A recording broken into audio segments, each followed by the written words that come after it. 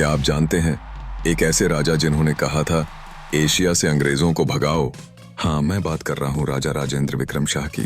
वे भीमसेन थापा के आत्महत्या करने, माथवर सिंह थापा और गगन सिंह की हत्या के समय के राजा थे। इतना ही नहीं, कोत पर्व, भंडार खाल पर्व, अलौ पर्व जैसी महत्वपूर्ण घटनाएं भी उन्हीं के शासनकाल में हुई थीं।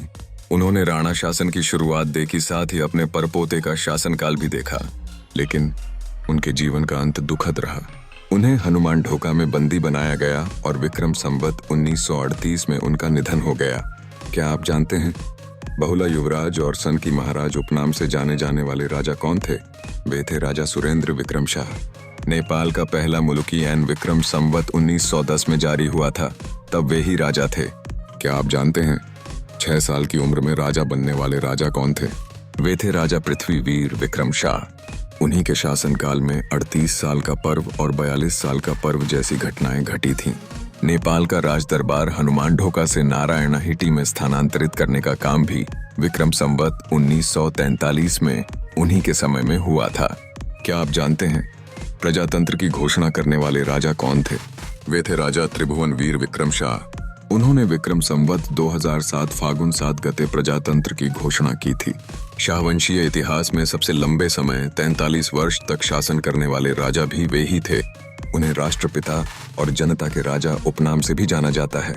उनके शासनकाल में 6 प्रधानमंत्री बने थे। उनका निधन विक्रम संवत 2011 फागुन 30 गते स्विट्जरलैंड में हुआ था। वे यूरोप की यात्रा करने वाले नेपाल के पहले राजा भी थे।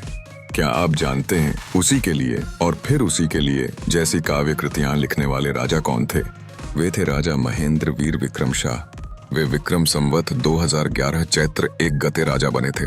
योजनाबद्ध विकास की शुरुआत विक्रम संवत 2013 में और संयुक्त राष्ट्र संघ में नेपाल की सदस्यता विक्रम संवत 2012 में उन्हीं के समय में हुई थी। नई शिक्षा योजना विक्रम संवत 2028 में और गांव लौटो राष्ट्रीय अभियान विक्रम संवत 2024 में शुरू हुआ था। क्या आप जानते हैं नेपाल को शांति क्षेत्र घोषित करने का प्रस्ताव पेश करने वाले राजा कौन थे? वे थे राजा वीरेंद्र वीर विक्रम शाह। वे विक्रम संवत 2028 माघ 17 गते राजा बने थे। जनमत संग्रह और बहुदलीय शासन प्रणाली की घोषणा भी उन्हीं के समय में हुई थी। विक्रम संवत 2028 जेठ 19 गते उनका पूरा वंश नारायणहिटी हत्याकांड में समाप्त हो गया था। क्या आप जानते हैं नेपाल में सबसे कम समय 3 दिन राजा रहने वाले राजा कौन थे?